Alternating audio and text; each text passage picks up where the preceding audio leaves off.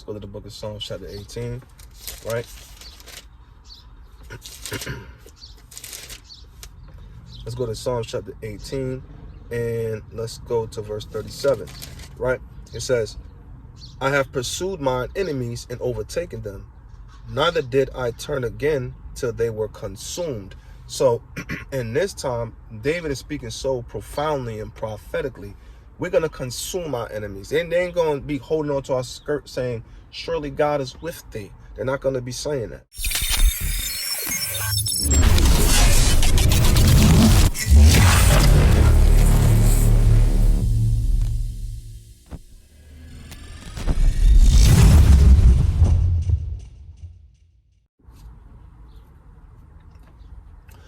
Okay, shalom, shalom. This is Brother PANAH coming at you from Gadal, Gabaryam. I just want to give double honors to all the elders doing the work, ministering in the spirit and power of Mashiach YHWH, right? All praises to Yahweh. I just want to bring out a quick point concerning an interesting scripture that a lot of Israelites actually misinterpret to a degree. Now, this is not, to cause debate. This is not to generate strife. But we have to be honest with the scripture, right?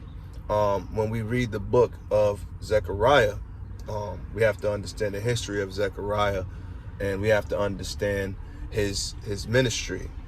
Zechariah, when the children of Israel of the southern kingdom were coming back from ancient Babylon, right, around 538, 537 BC, right, when Cyrus decreed that they can go back to rebuild the temple, right, you had prophets such as Haggai, along with Zechariah being contemporaries, who were rebuking the children of Israel because they were beautifying their own homes rather than build up the temple of the Most High, right? So the temple being destroyed in 586 BC, we see the children of Israel going back into the southern kingdom, right? Back to Jerusalem, right? And that takes about, I think it was 516, 512 BC, right? When the temple was finished, right? Then you had Nehemiah who went out, right, to build up the walls. But you have to understand what Zechariah is actually seeing when you actually break down the prophecy in Zechariah chapter 8 verses 23. Now, a lot of Israelites, they go into Zechariah chapter 8 verses 23 to say that this is an end time eschatological prophecy in which the heathen is going to hold the skirt of he that is a Jew, right? So the reason why I'm bringing this up is because I'm going to prove that what Zechariah was seeing was the 10 tribes that was holding on to the skirt of he that is a Jew, because the Jews were considered the covenant people at the time.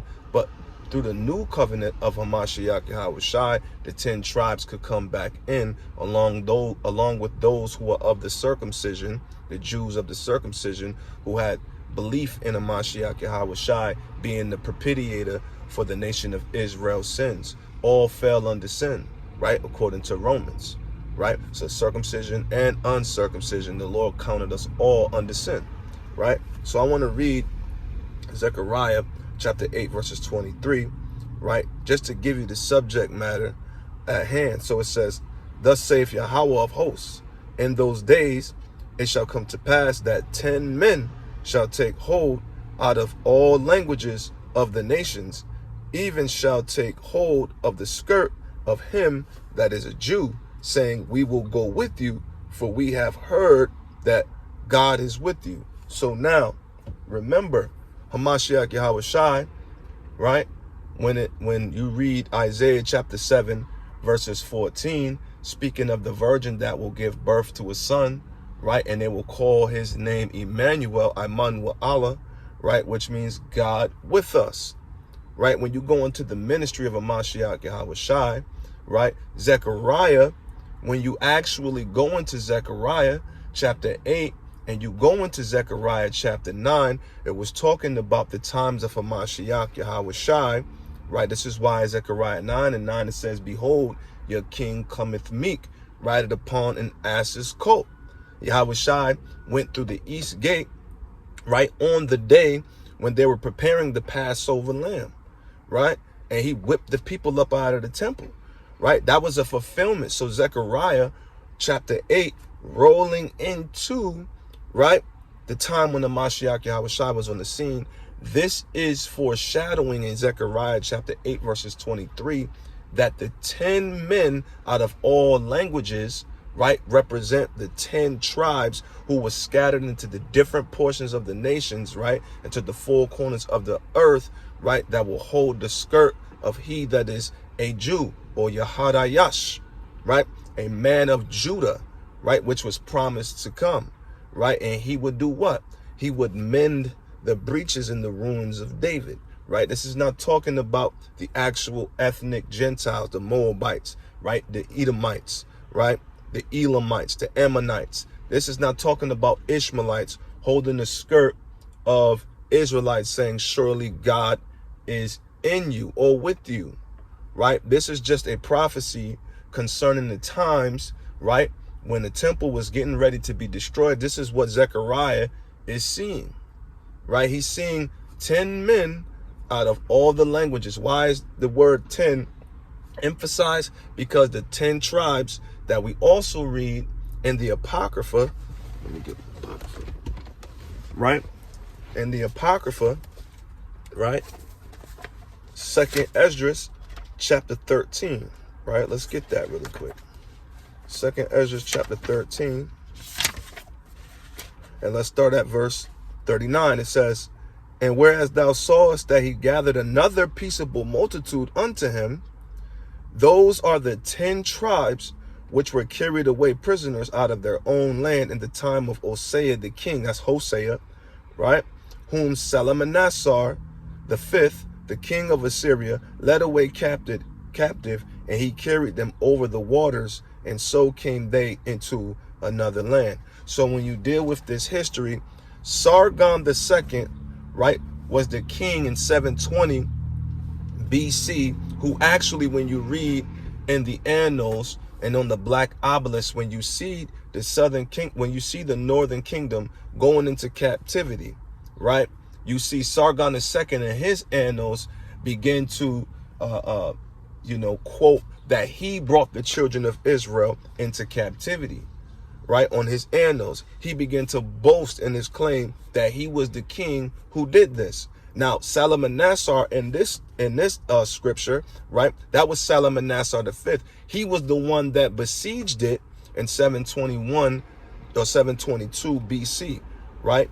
Historians are, figuring out the exact dates, but we hold as Israelites 721 BC, right? So this is Salmanassar the fifth who actually besieged it. When Sargon II rises up into power, he's the one that makes the boast of actually taking them into captivity, because he becomes the next emperor in line after Salmanassar the fifth.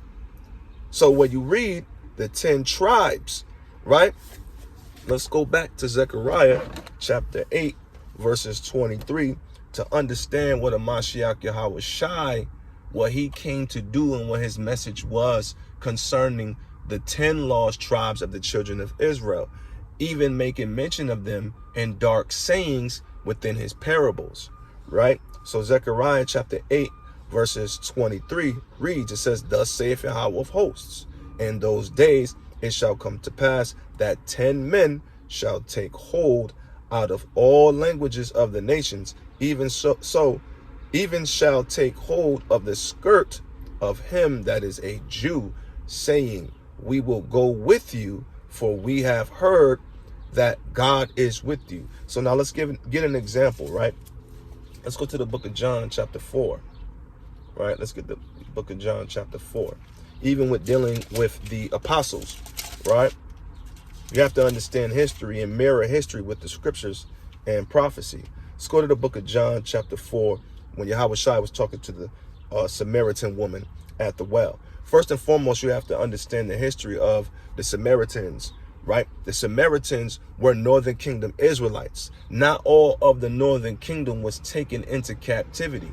Even when you go into these annals, Sargon II actually says that he took 27,000 Israelites from Samaria. When you go into the story in 2 Kings chapter 17, it tells you about Samaria being besieged, right? Because the Lord had contention, right? And the Lord had an indignation with the kings, the princes, the nobles, the quote unquote priests, right? That they set up and elected themselves, right? Contrary to the Most High, right? He sent Assyrians against the people at Samaria, right? Prior to the children of Israel to the north, right?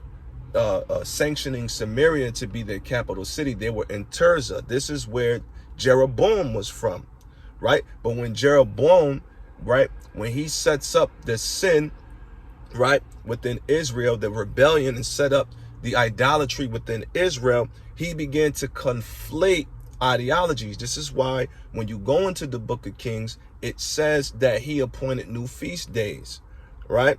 And they begin to conflate laws of Moses with their own ideologies that came from certain wisdoms of the Gentilic nations, right? They begin to conflate these things. So there was a temple, right, at Mount Gerizim that they built that dates all the way back to the 8th century BC. You can even look up what's called the Samaritan Pentateuch.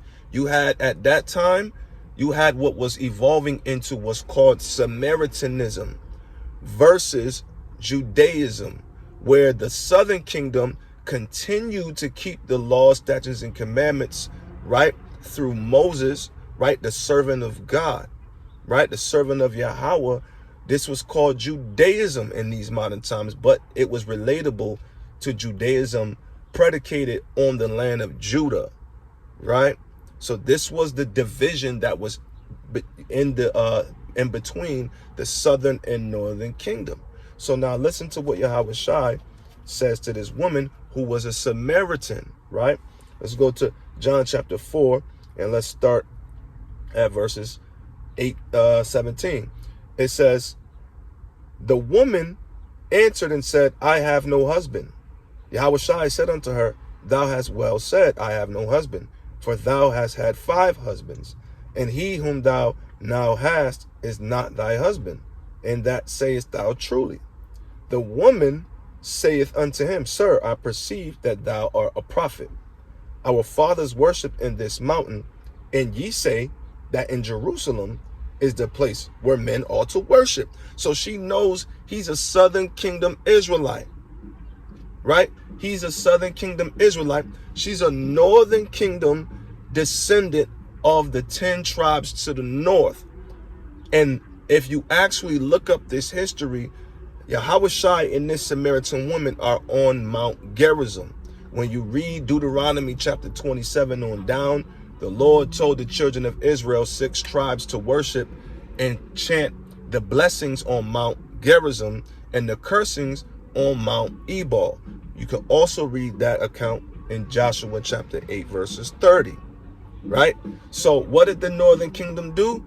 They began to sanction their own laws and their own understandings, leaning unto their own understandings because they were what? They were rejected and called not the Most High's people due to setting up these ideologies, right? And this is an ideology that she began to adopt, right? I'm going to read that again. It says, the woman, this is verse 19, the woman saith unto him, Sir, I perceive that thou art a prophet. Our fathers worshipped in this mountain. So she's saying our fathers worshipped at Mount Gerizim because they chose their own format of worship by setting up a temple that was destroyed by John Hyrcanus, right? In the 2nd century, rolling into the 1st century BC, right?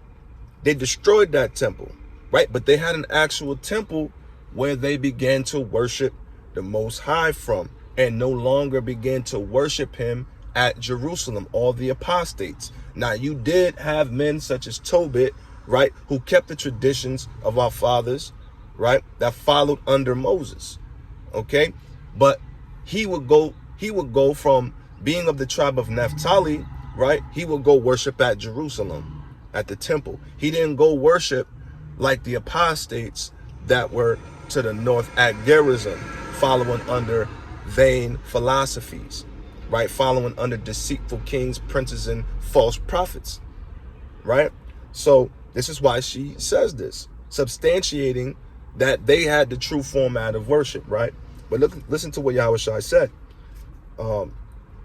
when he responds to her. Our fathers worship in this mountain, and ye say that in Jerusalem is the place where men ought to worship. Of course, because that's where the Most High said that he chose. He said he chose one pit, Zion, right? When you read the book of Chronicles, right, chapter 5, it tell you that David chose Zion, right? The city of David, Jerusalem. It says, verse 21, YHWH saith unto her, Woman, believe me, the hour cometh when ye shall neither in this mountain nor yet at Jerusalem worship the Father. So he's saying, listen, you ain't gonna go to a certain mountain and worship the Most High, right? You're not gonna go to Jerusalem anymore, because really Jerusalem, when the abomination of unto desolation is set up, right, and destroyed from 66 AD to 73 AD, and 70 AD, the temple being destroyed, you ain't gonna worship the Most High Jerusalem. You're gonna be scattered. The southern kingdom is gonna be scattered once their iniquity is fulfilled, because they rejected the Messiah, right? Not all of Israel rejected the Messiah, but for the most part, the elite powers of the children of Israel, the southern kingdom, they rejected the Messiah, right? And deemed him a man that was accursed by the Most High, fulfilling the cornerstone.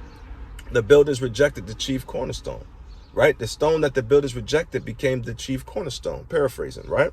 So now he says, ye worship, ye know not what. We know what we worship, for salvation is of the Jews. So what YHWH was telling her, like, listen, we know what we worship.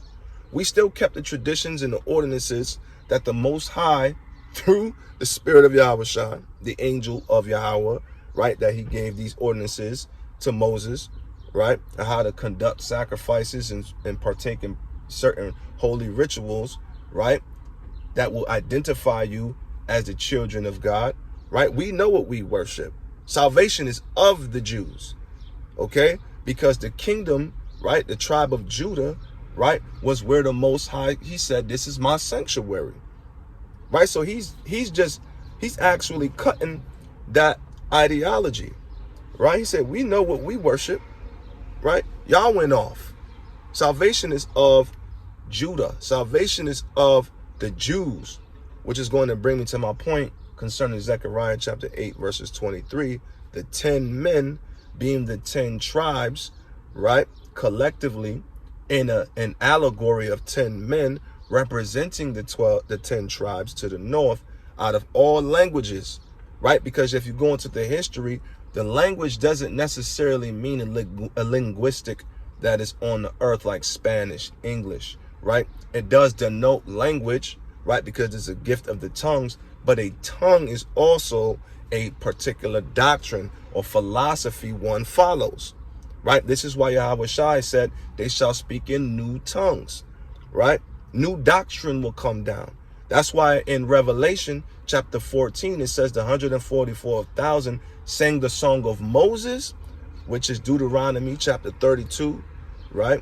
And it talks about our historical antiquities and our relationship between us and the Most High. And we sing the song of the Lamb, which is new covenant principles. That's a new tongue, right? That was not familiar to those who were still in the old wine, right? You can't put new wine in old wineskins or old wine bottles. It'll burst, right? The Pharisees, the Sadducees, who rejected YHWH and didn't believe in him, couldn't understand this doctrine. They couldn't hold the weighty words that came through the spirit of Hamashiach YHWH being the Son of the living God, right?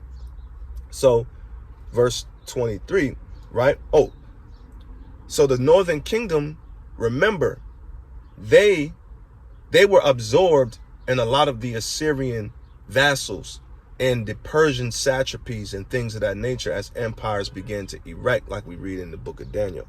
So they begin to get absorbed and they begin to be submerged under the laws and under the ideologies of the heathen nations, right? A lot of them still upheld the Israelite customs, but it wasn't on the straight and narrow to a degree, right?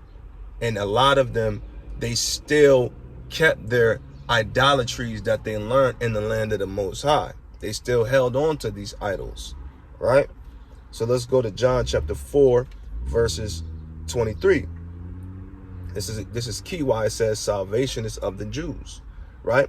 But the hour cometh, and now is, when the true worshipers shall worship the Father in spirit and in truth, for the Father seeketh such to worship him. So now there's not going to be a place where Northern Kingdom Israelites are going to go make sacrifice, right, in Mount Gerizim. There's not going to be a place where the children of Judah are going to go to Jerusalem to make sacrifice to the Lord, because YHWH is our sacrifice. So we got to worship him in spirit and in truth, right? The testimony of YHWH should pierce our hearts and cause us to worship the Most High in spirit and in truth for the great deed that he did by giving his one and only begotten son, right?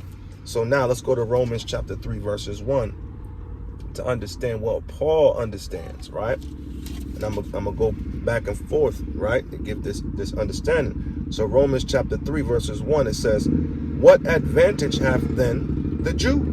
Or what profit is there of circumcision? Much every way. Notice he does not say Israelite. He says Jew, because he is representing the kingdom as the people that salvation came from, right? Because the children of Judah, the Jews to the southern kingdom, right? This is where YHWH made his first advent, right? He made his first advent and he taught the gospel to those who still kept the worship within Jerusalem, who still didn't conflate ideologies that came from the oracles of the prophets, right? Like the northern kingdom did. So what he's saying is, what advantage then have the Jew? Of course, the Jews, the southern kingdom, have the advantage because we stayed, just like that son in Luke chapter 15, right? In Luke chapter 15 with the prodigal son. One son went and spent all of his inheritance on riotous living, right? But the other son stayed, right? The other one stayed. And when the son who committed an apostasy and spent all his inheritance, he's eating from swine's troughs. And now he says, let me go back. He repents. He says, let me go back, right? What does the father do? He receives him, but the younger brother, he begins to get envious, right? This is the provocation of jealousy. This is the gospel of provocation, where the southern kingdom begin to be provoked because these ancient apostates who disobeyed the Most High is now coming back in. And they're saying, we are the ones that kept the oracles of the Most High God. This is why Paul then begins to say, much every way, chiefly because that unto them were committed the oracles of God. Because the Most High bestowed the oracles to the southern kingdom to keep and be committed to. They still kept the responsibility of building the temple, just like we read in the book of Zechariah, right? Just like we read about Haggai, when you read in Ezra, the southern kingdom going back to rebuild the temple, right? So the oracles of God was committed to the southern kingdom. So chiefly in every way, yes, the circumcision does matter. Chiefly, the southern kingdom has the advantage, which is why YHWH tells the woman, we know what we worship. Because when she says our fathers worshiped at this well, she's an Israelite. But yeah, Jacob set up a well in Shechem. He built the well for his posterity to have water even unto that day. YHWH is talking to the woman, right? That was a well that Jacob built for his children, showing you that he also was built upon faith and believing that the Most High would bless the seed of Jacob to be as the sand of the sea, where he left us water. But the Lord says, woman, I give you living water, right? So he was saying, I'm greater than Jacob. Jacob gave you physical water that you know what I'm saying, that you, when you get thirsty, you come to this well and you get water, right? And it provides all types of conduits around about, right? However, I'm the one that wrestled with Jacob to bless him. I'll give you living water, you'll never thirst, right? YHWH even said he was greater than Abraham, not verbatim, but when he said, before Abraham was, I existed. So we got to understand the mindset and what is really going on between the two kingdoms, right? There was two different mindsets at the time, which is why when you jump back to Zechariah chapter 8 and verse 23, you have to understand why it's so important that these 10 men are in representation of the 10 tribes holding on to the skirt of the Jews, or the gospel that came through the Jews from Hamashiach YHWH, the doctrine that was given to him to come teach the lost sheep of the house of Israel, right? But the Jews received it first, right? So now let's go to Luke 15, right? Let's go to the book of Luke chapter 15. I'm not going to go through the story of the prodigal son though, right? Because it's fairly long, but you can read that and get the understanding of it being the two kingdoms, right? The two brothers representing two kingdoms, right? The northern kingdom came back and the father rejoiced, right? But it came through YHWH, right? The northern kingdom coming back in. And the southern kingdom, what did they had to do? They had to swallow their pride and accept that they're equally wrong, right? For being a treacherous kingdom. That's in Jeremiah chapter 3, right? We betrayed our brethren. We began to say that they can't come back into the land, right? We began to be holier than thou, right? So let's go to Luke chapter 15 and give you another key, right? This is the book of Luke chapter 15 and verses 1. It says, then drew near unto him all the publicans and sinners for to hear him.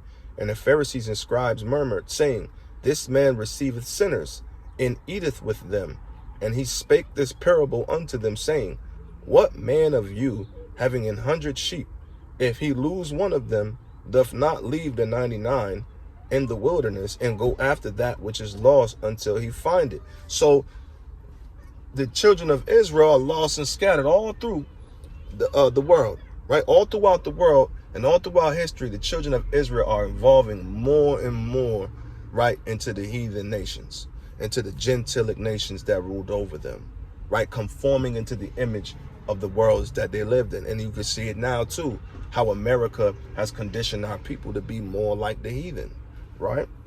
So we got to redeem them, right? So it says, verse 5, and when he hath found it, he layeth it on his shoulders, rejoicing, right? He finds the sheep, he throws it on the shoulder, and he rejoices, I got my sheep. So then it says in verse 6, and when he cometh home, he calleth together his friends and neighbors, saying unto them, rejoice with me, for I have found my sheep which was lost. I say unto you that likewise joy shall be in heaven over one sinner that repenteth, more than over 99 just persons which need no repentance. So this goes right hand in hand with how the just Israelites to the southern kingdom felt like they were holier than thou over their brethren that were considered apostates or sinners, right? They couldn't come back into the temple, right? They were considered not the Most High's people, right? This is wisdom coming from and flowing from YHWH's parables, right? Verse 8, it says, either what woman, check this, either what woman having 10 pieces of silver, if she lose one piece, doth not light a candle and sweep the house and seek diligently till she find it. And when she hath found it, she calleth her friends and her neighbors together, saying, rejoice with me, for I have found the piece which I had lost. So this is a representation of how important the children to the north were still to the Most High, right? And the great deed that YHWH did concerning the 10 tribes to the north. This is why you also see it allegorically speaking in this parable when he mentions the 10 pieces of silver, right? The 10 pieces of silver representing the 10 tribes of the north and their value. Just one of them coming back, right?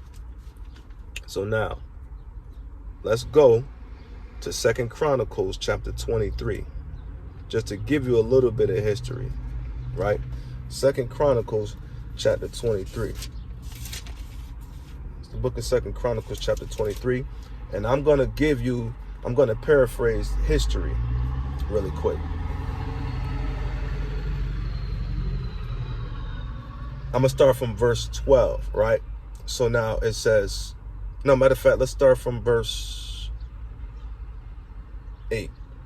So the Levites and all Judah did according to all things that Jehoiada the priest had commanded, and took every man his men that were to come in on the Sabbath with them that were to go out on the Sabbath. For Jehoiada the priest dismissed not the courses. So what's going on here? The northern kingdom and the feud between the southern kingdom was so violent at the time. You got to remember, Amos, he prophesied the death of Jehoram, and he was told, man, you got to stop preaching outside this gate. Man, you got to go somewhere else. Like, they was like, man, we're going to kill you, Amos. You just a regular farmer, right? And here goes Amos prophesying that this king that's in this palace, he's gonna die. It's no different than when Israelites pull up on the White House and we telling everything that's going on in America.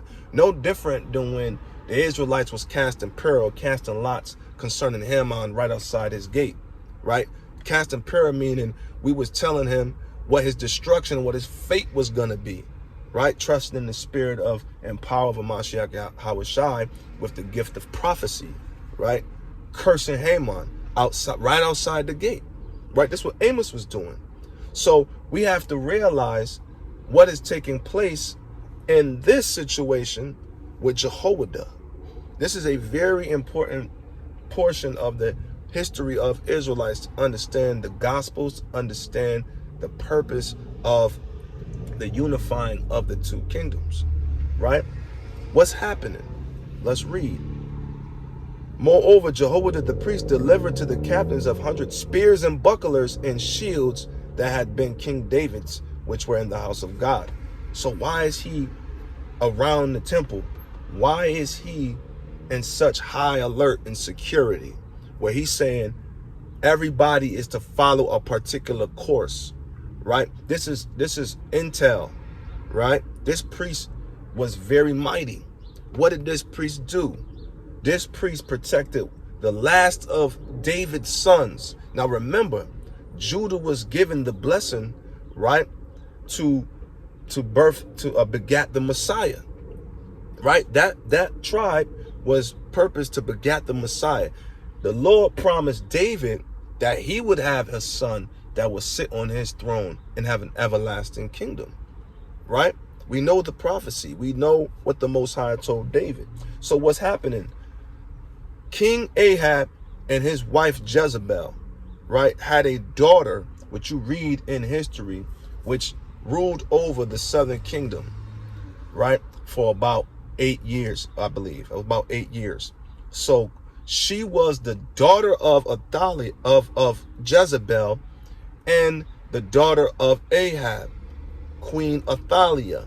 She was an Israelite that came from the north, ruled over the south, and she decreed that all of David's posterity be eradicated. This is very important to understand. So Jehoiada, he hides Joash for years until he comes of age. And when they realize that there is a seed of David left, that being Joash, right? The people have him like highly protected, right? If you ever watch like Golden Child and Eddie Murphy, that was a child that they had to keep. That was very important, and they needed to protect him, right, to fulfill some particular oracle in that movie with Eddie Murphy, right? So Joash is this golden child, this special child that Jehovah has been hiding, one of the posterity of David, so that the prophecy could move forward and be fulfilled, right? But what does Queen Athaliah do? Queen Athaliah finds out that there's a seed of David that's alive, right? The reason why I'm bringing this up is because it's so important to understand why the southern kingdom and the northern kingdom didn't approach each other like brethren anymore. Zechariah chapter 11 verse 14 tells you that he broke his staff, beauty and bands. He broke the brotherhood between the two kingdoms due to these civil wars that were going on, right? So check this. Now, verse 10 of 2 Chronicles 23. And he set all the people, every man having his weapon in his hand, from the right side of the temple to the left side of the temple, along by the altar in the temple by the king round about, Joash being that king. Then they brought out the king's son and put upon him the crown and gave him the testimony and made him king. And Jehoiada and his sons anointed him and said, God save the king. So they gave him the law, right? So then it says, now when Athaliah, right, a northern kingdom Israelite, right, that was given power to rule over the southern kingdom, right, through usurping power, right, and assassination, it says, now when Athaliah heard the noise of the people running and praising the king, she came to the people into the house of Yahweh, right? She heard this praising going on, and she went herself into the temple. And she looked, and behold, the king stood at his pillar at the entering in, and the princes and the trumpets by the king, and all the people of the land rejoiced and sounded with trumpets, also the singers with instruments of music, and such as taught to sing praise. Then Athaliah rent her clothes and said, treason, treason. So she's saying, you guys are betraying my orders. You guys are breaking my orders. So she's trying to accuse them of treason. This is a northern kingdom Israelite woman, right, who did this, right? And now she's saying treason, treason, because they protected the son of David, right? This is how thick this gets with the northern and southern kingdom. It says, then Jehoiada the priest brought out the captains of hundreds that were set over the host, and said unto them, have her forth of the ranges, and whoso followeth her, let him be slain with the sword. For the priest said, slay her not in the house of Yahweh. So they said, anybody that's following her, your fate is going to be just like hers. Anybody that agrees with her, you're going to be killed just like her. They plotted to kill this woman, right? Which they ended up doing. It says, so they laid hands on her, and when she was come to the entering of the horse gate by the king's house, they slew her there, right? And Jehoiada made a covenant. This is important. 2 Chronicles 23 and 16. And Jehoiada made a covenant between him and between all the people and between the king, that they should be Yahweh's people. See that? That they should be Yahweh's people. Judah, Levi, those to the south, Benjamin, right? That they would be Yahweh's people. This is something that was memorialized, and which why Paul and now in Romans 1 is saying the oracles of God were committed unto thee, right? Because of situations such as this, right? And they begin to decree that they were the covenant people of the Most High, right? So now let's go to Hosea chapter 5 verse 7, right? Hosea 5 and 7, right? This is the book of Hosea chapter 5 and verse 7, right? It says, they have dealt treacherously against Yahweh, for they have begotten strange children. Now shall a month devour them with their portions. So what this is talking about is the northern kingdom dealing treacherously, revolting against Yahweh, right? Rebelling against Yahweh, right? Conflating ideologies, idolatry within the oracles of Yahweh, which birthed Samaritanism and things of that nature, right? This is why the Samaritan woman at the well said that our fathers worshipped at this well, because she was trying to substantiate to YHWH that this was the place of worship, right? Because that was the general belief of that time amongst the Samaritans, okay? So it's important to understand that the Lord is saying through the prophet Hosea that this northern kingdom was begatting strange children. Meaning, when you were in the wilderness of sin, I did not tell you to do this. I did not tell you to do that, right? My prophet Moses that I sent to you told you to do this, okay? So now the northern kingdom, they're acting very strange. They're acting like the heathen. So therefore, the Most High cast majority of them off, right? Yet there was a remnant, right, that stayed. We see that with Tobit, as far as keeping the commandments, but majority of the northern kingdom was cast off and pushed to the four corners of the earth, right? It's very important. So now let's go back to Zechariah, right? And let's read it with everything that I just brought out. Let's get to the book of Zechariah, chapter 8.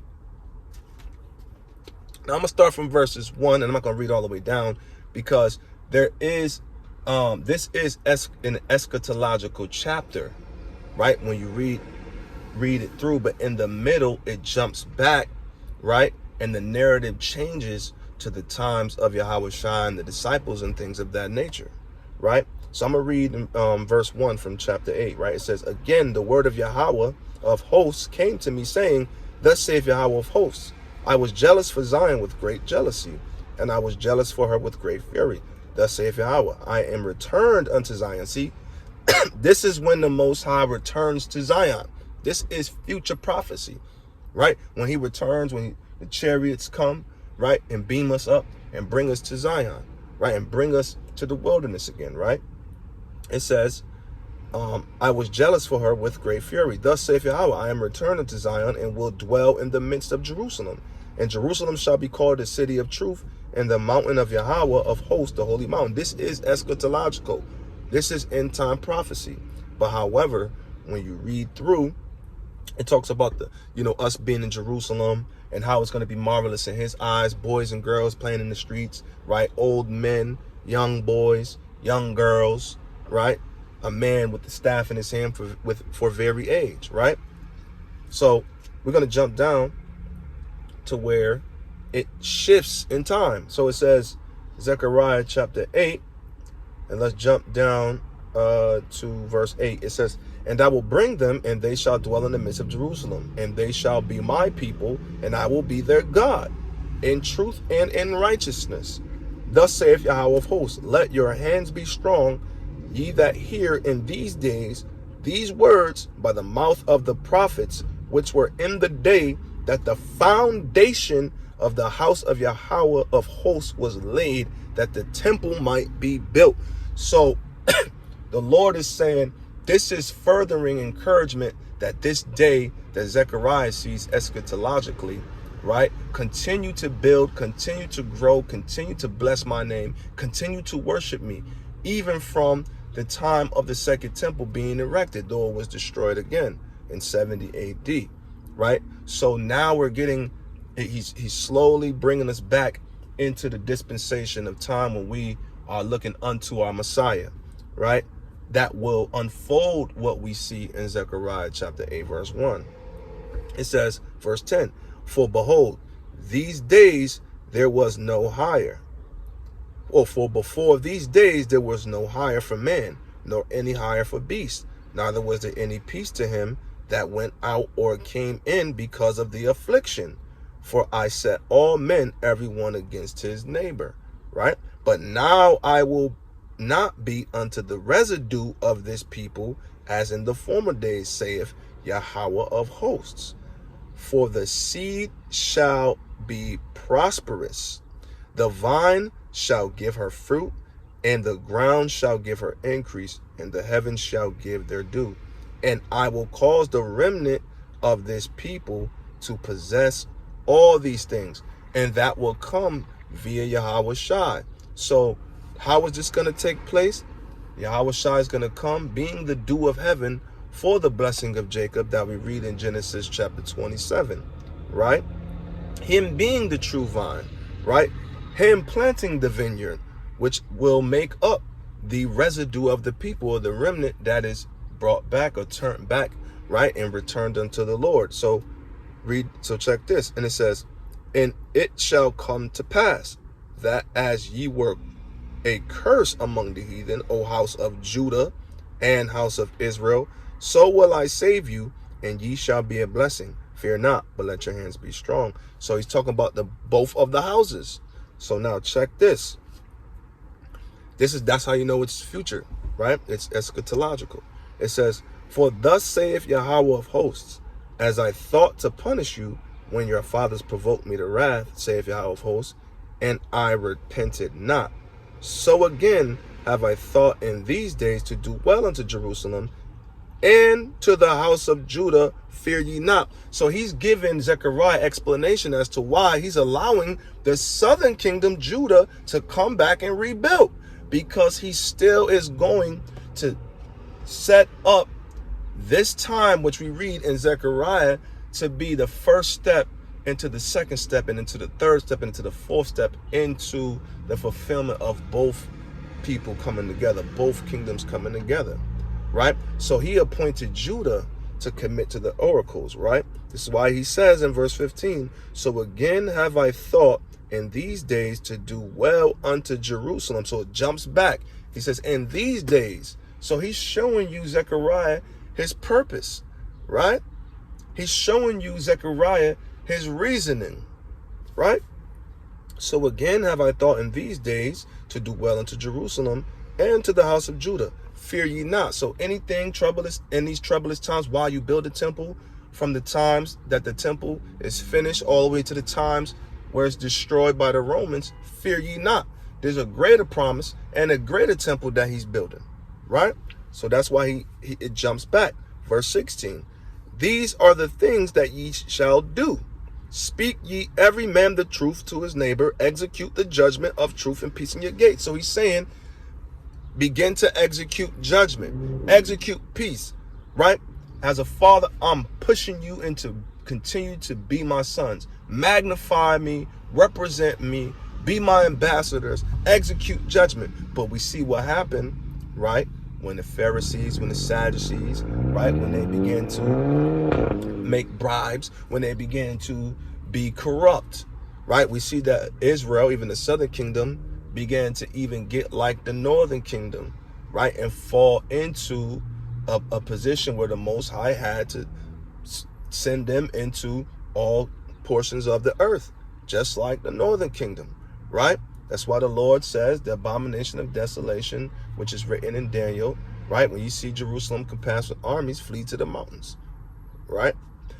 Because the Lord had to judge his people, right, for the sins that they were committing. So that's why they went into Jerusalem in 66 AD into 73 AD, right, and destroying the temple in 70 AD, right, because we didn't execute proper judgment, right, and we began to afflict the poor, right. Verse 17, it says, and let none of you imagine evil in your hearts against his neighbor, and love no false oath. What did our people do? They started loving false oaths. You see what they did, right, to Mashiach Yahushua, right, falsifying papers, right. You see what they were doing with the woman that was quote unquote caught in adultery, right? You see what they did. Where was the man? If she was caught in adultery, that means that she was sleeping with somebody, right? Who, if she committed adultery, right? A woman that commits adultery, right, is sleeping. She herself is married. She has a husband. So if she slept with a man, right, she commits adultery against her husband, that means the man she slept with committed adultery. So where was the man, right? Because they were doing what's called making false oaths, right? They were making false judgments, right? They ran around with phylacteries holier than thou, right? But they were corrupt. They were corrupt. They just used that woman as an example to provoke Mashiach Yahushua to see if he was going to judge the matter. And he did. He said, he that hath no sin, let him cast the first stone. Right? Yahushua was the judge of Israel, and he still is the judge of Israel because he was committed to the oracles of God. Right? He was the son of David, the sign that we had to look for. Right? Him coming out from the loins of David, etc., etc. Right? Verse 17, continuing. For all these are things that I hate, saith Yahweh. Verse 18.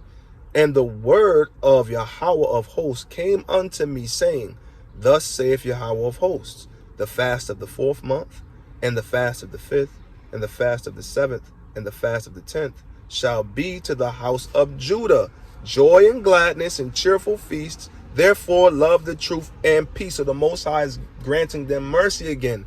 You know why? When you read in Jeremiah chapter 52, when Nebuchadnezzar, right, was besieging them, when Sennacherib and the Assyrians, right, what did Judah do?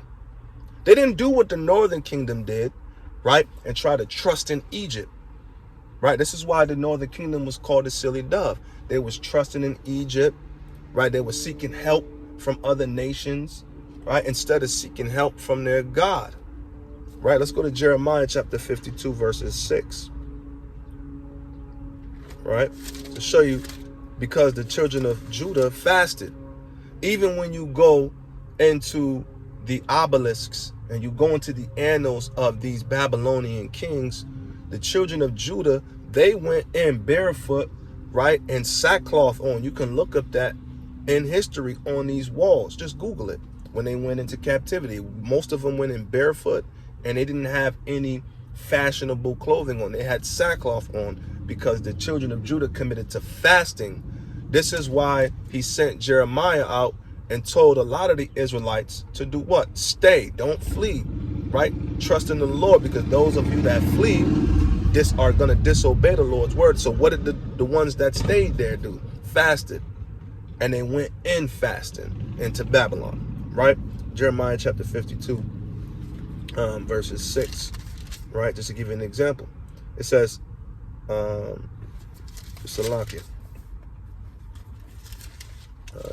52, right? Verses 6, it says, And in the 4th month, in the 9th day of the month, the famine was sore in the city, so that there was no bread for the people of the land. So the Lord sent a famine to the southern kingdom. The people began to fast, right? Because they knew that what the Lord was doing, he was sending judgments because of wicked kings like Jehoiakim, right? Jump down to verse 16. It says, 12.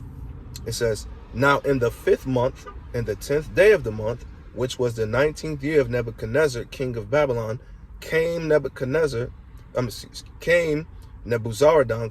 captain of the guard, which served the king of Babylon, into Jerusalem. So in this month, what did the children of Israel do? The 5th month, they fasted, right? Because when he besieged their gates and when he went in, right, boasting that he was going to take them into captivity, the children of Judah began to do what? Fast and call upon the Most High. So the Lord is just simply reminding Israel, or the southern kingdom, Judah, that what they did, he heard their cry and their prayer, and he answered their prayer, which is why now they're going back as the southern kingdom, or the people appointed to be the covenant people, right, under the priest Jehoiada at the time, making it public to the world, making it public to Israel that they were going to be the people of God.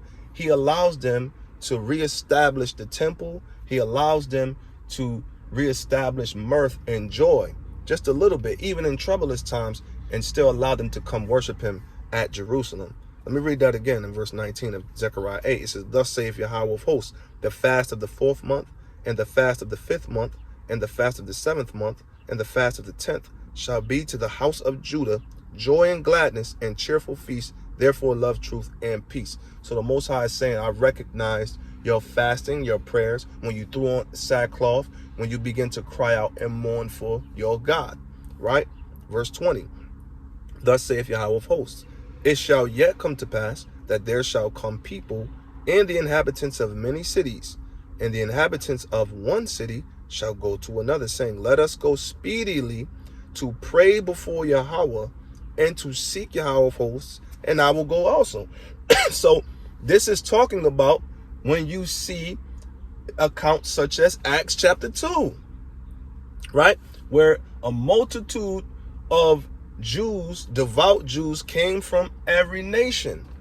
They're from different cities. They're scattered now. They're not planted in the land, but they're in other lands, and now they're coming to still worship the Most High on the Feast of Pentecost, at Feast of Tabernacles, right? And Passover, right? Millions of Jews, okay?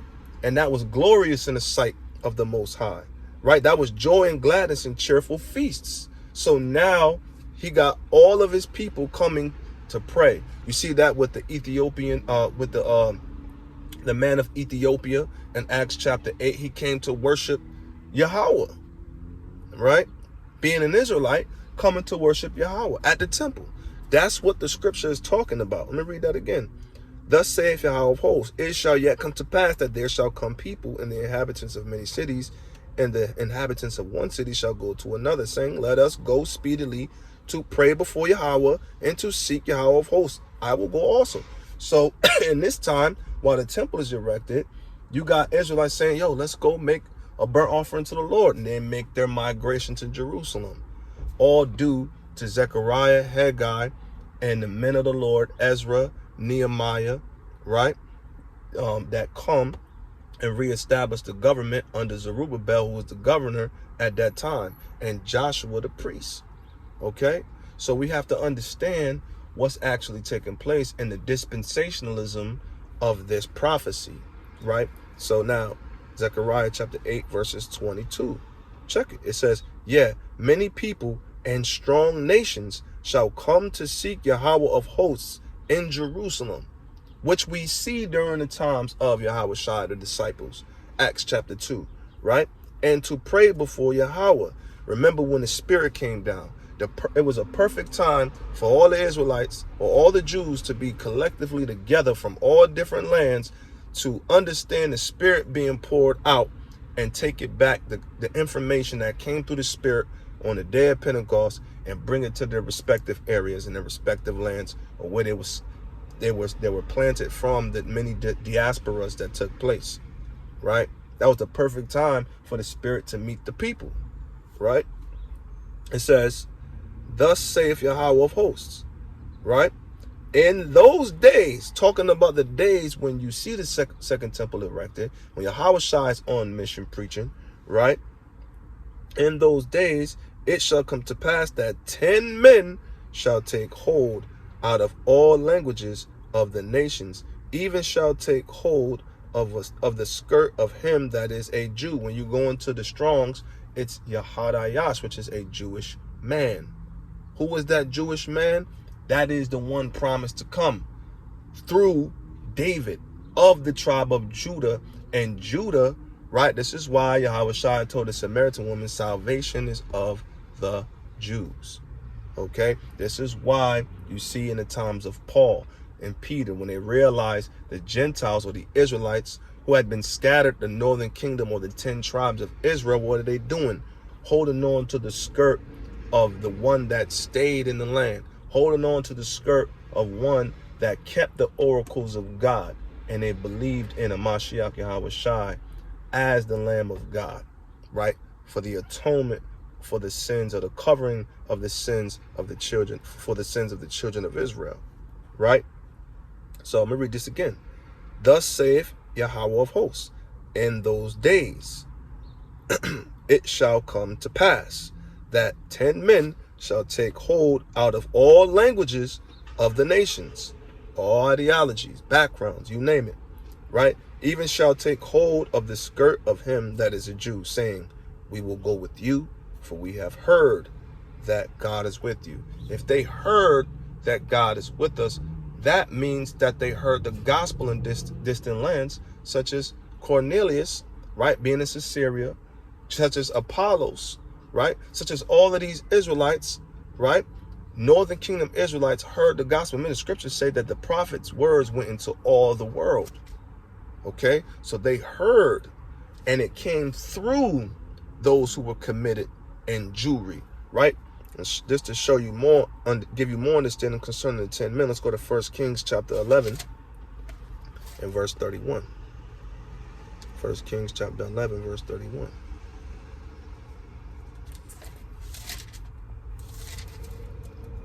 It's the book of 1 Kings chapter 11 and verses 31. Now, this is after Rehoboam, right? He does not listen to the counsel of the elders that were in Solomon's time, but he begins to sanction high taxes on the northern tribes. He begins to tax the tribes that were around him, and they said, what inheritance do we have in Jesse? Right? Oh, David. They called Rehoboam David. So they said, look, man, we're going to disobey this command, and we're going to appoint ourselves to be our own nation. We're not suffering under his taxations, right? We're not going to be paying tribute to the point where we're going to be in lack, right? So what does the Lord do? He causes this division due to Solomon's sin in the days of Rehoboam, and sets up Jeroboam to be the king over the 10 tribes. Now there's a prophet. Let me start at verse 30. Right? It says, and Ahijah caught the new garment that was on him and rent it in 12 pieces. Right? And he said to Jeroboam, take thee 10 pieces, for thus saith Yahweh, the God of Israel, behold, I will rend the kingdom out of the hand of Solomon, and will give 10 tribes to thee. So what is this all denoting?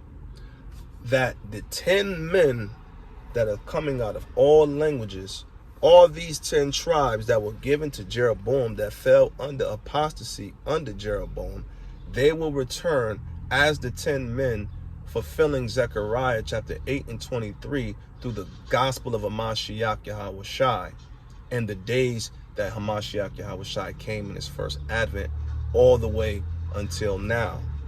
Right? Now, both kingdoms have suffered atrocities to where we don't know who we are, but in the dispensation of that time, when the gospel was in our land, coming through the apostles, the 12 apostles, and Paul, we see that the northern kingdom was coming in through the gospel of Hamashiach YHWH. Those are the 10 men that are coming out of all the languages of the nations, being the 10 tribes of the children of Israel, and not the other nations in eschatological times when Hamashiach YHWH come, to where the heathen gonna say, surely God is with thee, right? And that day, this is what they're gonna say, right? And this is my last precept, and I hope everyone was edified, right? And like I said, this is not to generate any strife. Let's go to Psalms chapter 18. Let's go to the book of Psalms chapter 18, right? Let's go to Psalms chapter 18, and let's go to verse 37, right? It says, I have pursued mine enemies and overtaken them. Neither did I turn again till they were consumed. So in this time, David is speaking so profoundly and prophetically. We're going to consume our enemies. And they ain't going to be holding on to our skirt saying, surely God is with thee. They're not going to be saying that, right? Verse 38, I have wounded them that they were not able to rise. They are fallen under my feet, not holding my skirt. For thou hast girded me with strength unto the battle. Thou hast subdued under me those that rose up against me, not beside me, holding my skirt. Thou hast also given me the necks of mine enemies. They ain't gonna be able to say, surely God is with me, with my hand at his damn neck, choking him till his eyeball bulging out, right? Because that's the anger that I'm gonna have in that day, right? It says, that I might destroy them that hate me. They cried, but there was none to save them, even unto Yahweh, but he answered them not. So how in the world, if there's no deliverer for the heathen, they ain't gonna say, surely God is with you, right? No. Read that again. They cried, but there was none to save them. So everybody even talking about the heathen being saved, right? You're incorrect. Because even if the heathen cry, right, the Lord is not going to save them. He's going to save them or preserve them for captivity and judgment, right? It says, verse 42, then did I beat them small as the dust before the wind. I did cast them out as the dirt in the streets. Thou hast delivered me from the strivings of the people, and thou hast made me the head of the heathen. A people whom I have not known shall serve me. As soon as they hear of me, right? Not, oh, they're going to all come to the holy city of the Lord as Jews walk in holding them the skirt. No. As soon as they hear of me, they shall obey me. The strangers shall submit themselves unto me. The strangers shall fade away and be afraid out of their close places. That means they're going to be in hiding right as soon as they hear of the Israelites. Right? Not holding on to the skirt saying, let us go pray before your God. Surely God is with you. Thou art my... No, they're going to be afraid in that day because it's judgment. Just like we receive judgment. Right? So the tables are going to be turned. Okay? So when you read Zechariah chapter 8 verses 23, I just wanted to bring this out to reach out and respond to the community to give the proper interpretation. Okay? Please like, share, and comment. Leave a comment in you know, the comment section. Right? Hit the links in the description. Right? Please support our camp. Right? Rum Gadal Gabaryam. Rum to the chariots come. Shalom. Yo, shalom, Israel. Go check out Rum Gadal Gabaryam's very own PANAH. Subscribe to PANAH Productions on YouTube right now. Go stream his album, Thou Art, on all digital platforms, including SoundCloud. Bump that F the world, stubborn, juice, when we dance and more. Look out for his upcoming album, a genre called Life. Also, go check out the young Lord, QUON SALVATORE, with his latest album release, Story of a Soldier. And hailing from Rum, Florida, GANAN YASHARAHLA. Go stream his latest music video, Save Me, and subscribe to his YouTube channel. And last but definitely not least, subscribe to the GABAR MALAK's channel, hailing from Kansas City, for hot truth music videos inspired by his intellectual visuals. All links at the bottom. Shalom.